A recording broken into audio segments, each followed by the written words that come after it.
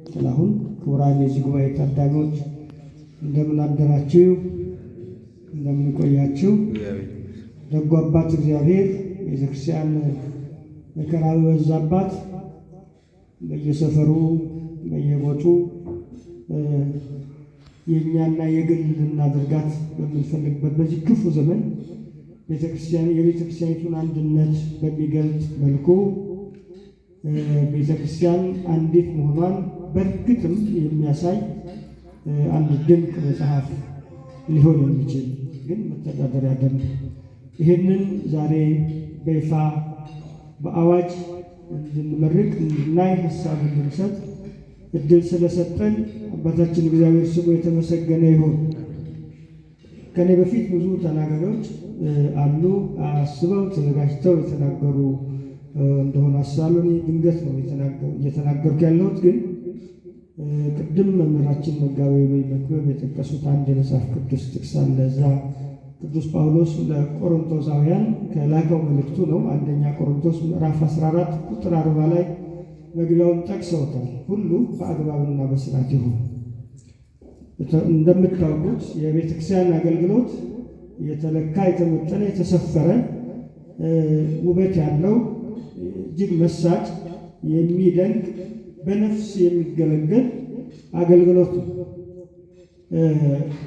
በዚህ ዓለም ላይ ያለ ስርዓት የሚተዳደር ተቋም የለም። እንደምታውቁት ሰማያዊ ስርዓት አለ። የመላእክት ከተማ የሚመራው በስርዓት ነው።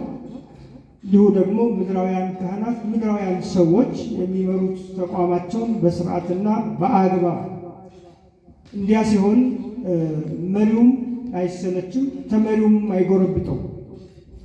ስርዓት ደግሞ የሁሉ ስምምነት ይጠይቃል። ሕግ ሁሉ የተስማማበት በዚህ ብተዳደርበት በዚህ ብመራበት መልካም ነው ብሎ ያመነበትን ሕግ እሱ የፈረመበትን እሱ የተስማማበትን ሕግ ሲሆን የሁሉ ሰው ዓለም ላይ ያለው ሀገራት በሙሉ ሰዎች ተሰብስበው አንዱን ሕግ አይፈርሙበትም። በሚወክሉት በፕሬዘንታቲቭ በእነዚያ በኩል የሚፈረመው ሕግ ጸድቆ የሁሉ መተዳደሪያ ሆኖ ይወጣል። ቤተክርስቲያን የምታገለግለው የምትገዛው የምታመልከው የምትኖርለትም የሕግ ሁሉ ፍጻሜ የሆነው ኢየሱስ ክርስቶስ ነው። እግዚአብሔር ሰዎችን ፈጥሮ በልቦናቸው ላይ ሕግ አስቀምጦላቸዋል። ያ ሕግ አልሰራም። እንደገና ሕገ ኦሪት ተሰርቷል። እሱም ለሰዎች እየጠቀመ አይደለም። ግን የሕግ ሁሉ ፍጻሜ ሆኖ ደግሞ አሁን የጠቀስናቸው በፊደል ላይ ያሉ በቃል ላይ ያሉ ሆኖ ሳለ ክርስቶስ ደግሞ የሕግ ሁሉ ፍጻሜ ሆኖ የሚነካና የሚዳሰስ በመስቀል ላይ የምናየው እንዲያ ሆኖ ተገልጧል። የሕግ ሁሉ ፍጻሜ አሁን እኛ የምናገለግለው የሕግ ሁሉ ፍጻሜ የሆነውን ኢየሱስ ክርስቶስ ነው። እሱ ደግሞ ፍቅር ነው። በጣም ነው የሚደንቀው። ይሄንን እንዴት ነው የምናገለግለው? ከተማዋ ቤተክርስቲያኒቱ የፍቅር ከተማ ነው። ፍቅር የሆነውን ኢየሱስ ክርስቶስን ሁልጊዜ በመስቀል ላይ የምናየው ደሙ ትኩስ ሆኖ የምናየው ችንካሩ አሁን የሆነ እየመሰለን የምታሳየን ቤተክርስቲያን ያ የሾህ አክሊሉ ያሁን ይመስለናል። ያ የጅራፍ ግርፋቱ ከበሮውን ባየን ቁጥር አሁን የሆነ ይመስለናል። እንዲህ ባለ ፍቅር ልባችን ተሰንጎ በጣም በሚደንቅ ጉልበት እንዲህ ነው። ይሄ የሕግ ፍጻሜ ስለሆነ እንዲህ ነው የምናገለግለው። ደግሞ በሕግ የሚመሩ ሰዎች ደግሞ የነቁ ናቸው። ዓለም ብዙ አንቂዎች አሏት አይደለም? ብዙ አንቂዎች አሉ። እንደ ሐዋርያት ግን እንደ ሐዋርያ አንቂ የለም። በዓለም ያሉ ዓለማዊውን ነገር፣ ጊዜያዊውን ነገር፣ ምድራዊውን ነገር ነው የሚያነቁት። በጣም ተናጋሪዎች ዓለም ከዚህ በፊት አፍርታለች፣ አሁንም አሉ፣ ወደፊትም ይኖራሉ። የሚነግሩን ግን ስለ ጊዜያዊና ስለ ምድራዊው ነው፣ ወይም እነሱ ስለያዙት እቅድ ነው። ሐዋርያት ግን ስለ ሰማያዊውና ስለ ዘላለማዊው ነው፣ ስለማያልፈው ነው። የነቃ ሰው ከሁሉ የቀደመ ነው፣ ከሁሉ የቀደመ ነው። እንደ ካህን የነቃ የለም ማለት። ምክንያቱም እኛ ሰማያዊውንና ዘላለማዊ የነቃ ሰው የቀደመ ነው ስንል ወደፊት ሊሆን የሚችለውን ነው የሚነግረን። ታዲያ ከሺህ ዓመታት በኋላ ስለሚሆነው ነገር ስለአመን ነው፣ ስለተረዳ ነው። ስለ ሰማያዊ ነገር መናገር እኮ መንቃት ነው። ይሄንን ነው የምናገለግል። በዚህ ንቃት ውስጥ ሆነ ነው የምናገለግል። በስርዓት የሚመሩ ሰዎች የነቁ ናቸው፣ የተረዱ ናቸው። የቆሙበትን የሚያከብሩ፣ የሚኖሩለትን የሚያከብሩ፣ የሚናገሩትን የሚኖሩ ናቸው። ይሄ ቤተ ክርስቲያን የተሰበሰቡ ዙሪያዋን የከተሙት ሰማያዊ ነገር የሚያስቡ፣ ዘላለማዊ ነገር የሚያስቡ ናቸው። እጅግ ያስደስታል። ለዚህ ሁሉ አልተጠራም፣ ሁሉ አልተመረጠም፣ ሁሉ አልታደለም። እኛም ከዚህ ለይቶን በቤተ መቅደሱ ዕለት ዕለት ስሙን እየቀደስን ስሙን እያከበርን ስሙን እየገለጥን እንዲኖር አድርጎ እግዚአብሔር ይመስገን። ይሄ መጽሐፍ በጣም በሚገርም ሁኔታ በቁጭት በመንተክተክ በመንገብገብ ያችን የምትወደዷል። ታውቃላችሁ፣ ቤተክርስቲያን ርስታችን ነው። ቤተክርስቲያን ለእኛ ለአገልጋዮቿ ብዙ ነገር ነው። ክብራችን፣ ሹመታችን፣ እውቀታችን፣ ሀብታችን፣ ዘላለማዊነታችን፣ ሕይወታችን ነው። ከቤተ ክርስቲያን በላይ ወገን የለም። ታውቃላችሁ፣ ምን ወገን አለ ከቤተክርስቲያን? ከቤተ ክርስቲያን በላይ የምንጨነቅለት የምንደክምለት ምንም ወገን የለም። ይሄ ሁሉ ክብር ከወገን አልተገኘም። ይሄ ሁሉ ማዕረግ፣ ይሄ ሁሉ እውቀት፣ ይሄ ሁሉ ሹመት ከወገን ከዘር ከነገድ አልተገኘም።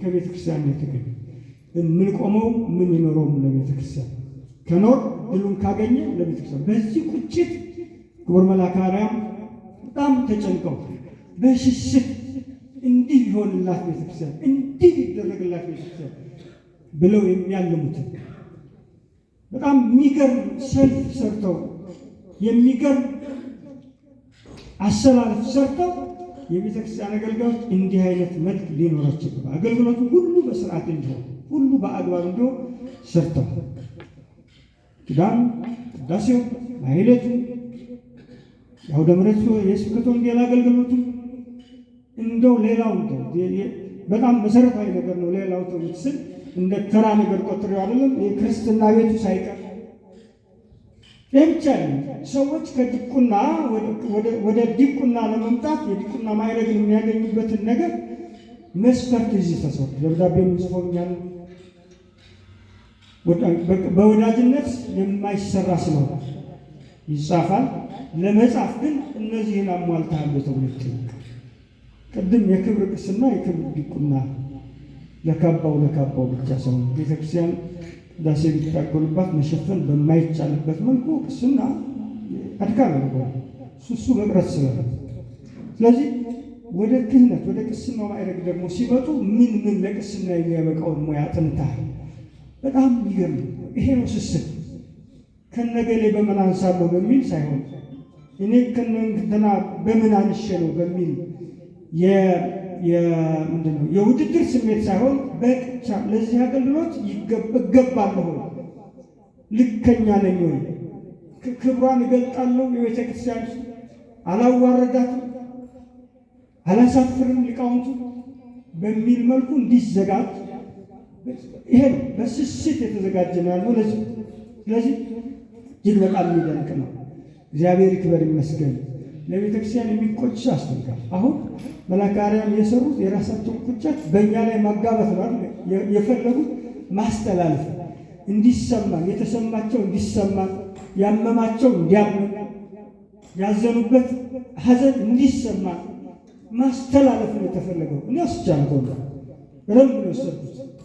እንዲህ ያመማቸውን እኔም ያመኝ ስለነበር የበለጠ ጨመሩልኝ ነው ትዝጣዜው ይስል ቤተክርስቲያኒቱ በምን መልኩ ነው እያገለገልኳት ያሉት ብዬ እንዳስብ አድርጎኛል። ይሄ ነው የሚገባ። አባቶች ቤተክርስቲያን እስካለች ከብረን ደምቀን እንኖራለን። ያው እግዚአብሔር አለ፣ የሚመራት መንፈስ ቅዱስ ነው፣ መሰረቷ ክርስቶስ ነው። የክርስቶስን ልብ ይዘን ካላገለገልን ከኑሯችን ከህይወታችን ከቃል በላይ የሆነውን ህይወት ለልጆቻችን ማስተጋባት ካልቻል የእኛን ፍቅር ሌሎች ሰዎች ካልተሰማቸው ክርስቶስን ያፈቀርንበት እግዚአብሔርን ያፈቀርንበት ቅዱሳንን ያፈቀርንበትን ካልተሰማቸው የምንወድበትን ልክ ካልተረዱን ከንግግር ያለፈ ሕይወት ከሌለ አሁን እናሻገራታለን ብንል ካሜራው ላይ ቆመን ምንም ትርጉም አይኖረውም እና ለዚህ አባቶቼ ይሄ ዕድል እጅግ የተለየ ዕድል ነው። የሕግ ሁሉ ፍጻሜ የሆነውን ክርስቶስን ነው የምናገለግለው። የምንሰዋው እሱን ነው፣ የምንቀድሰው እሱን ነው፣ የምንለብሰው እሱን ነው። ማዕረጋችን ሊቀ ካህናታችን እሱ ነው። ይሄ ዛሬ በዚህ በካቴድራላችን በጎሮ ደብረ ምሕረት ቅዱስ ገብርኤል ካቴድራል የተዘጋጀው መተዳደሪያ ደንብ እንደምታውቁት በዓለም አቀፍ ሕግ አገራችን ላይ የምናየው በአዋጅ የሚጸድቅ አለ። አዋጅ በመመሪያ ይተላለፋል። መመሪያ ደግሞ በአሰራር በውስጥ አሰራር ተደግፎ የመጀመሪያውን አዋጅ የወረደውንም መመሪያ መሰረት ተደርጎ ተቋሙ አሁን ከረንት እዚህ ያለውን ተቋም ልንመራው በምንችልበት መልኩ ውስጥ ደንብ ይዘጋጃል። በዚህ መልኩ የነቁ ሰዎች የሚመሯት የበቁ ያወቁ ሰዎች አሻግረው ማየት የሚችሉ ሰዎች የሚመሯት ተቋም እንደደመቀች እንዳበበች እንዳማረች ነው እየኖረች ያለች። ጎሮ ገብርኤል አሁን ዙሪያውን ካቴድራሉን ከህንፃው ባሻገር የምንታያቸውን አዳራሾች መጠለያውን ስናይ 100 ምናምን ዓመት የሆነ ይመስላል። በጥቂት ጊዜ የተሰራ ነውና ከልብ ለቆረጠ ሰው ቆርጦ ወስኖ ገብቶት ወዷት የሚሰራት ቤተክርስቲያን ወዶ የሚያገለግል ሰው በዚህ ልክ ይሰራልና መላካሪያም ወደው ቤተክርስቲያንን እያገለገሉ በናፍቆት በስስት እያገለገሉ ስለሆነ የቤተክርስቲያን አምላክ